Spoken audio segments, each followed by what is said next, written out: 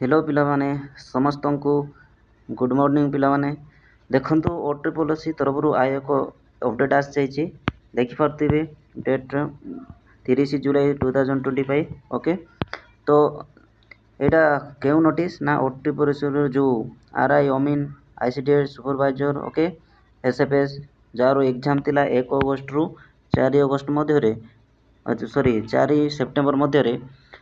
तो सही एग्जामटा बर्तमान कौन ना कैंसल हो जाइए तो आपण मैंने समस्ते जानी थे और हाईकोर्ट कौन कोर्ट केस होता ना ना तो तार शुणी पर यही जो आमर मेन एग्जाम होगा जाऊला 1 अगस्ट रु 4 सेप्टेम्बर मध्य कैंसल्ड हो जाइए बर्तमान ओके।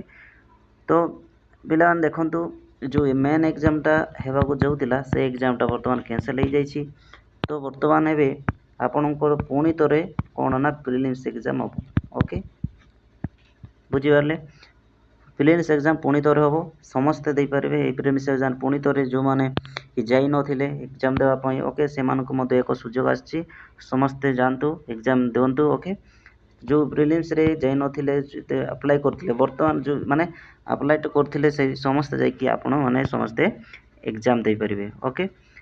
तापरे प्रिलिम्स रे आपण माने सिटी क्वालिफाई होला परे जेते पोस्ट अच्छी से पोस्ट रो 5 गुणा केते 5 गुणा नेबे 5 गुणा नेला परे से 5 गुणा पिला कोन बना से माने ही आमर मेन एग्जाम पाई प्रिपेयर हो परिबे माने मेन एग्जाम दे परिबे ओके।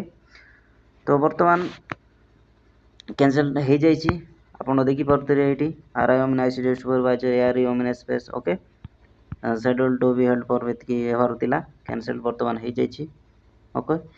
तो पिला माने आपण माने समस्ते बुझी पारथिबे ओके। तो जय जगन्नाथ पिला माने जय जगन्नाथ रे जय जगन्नाथ।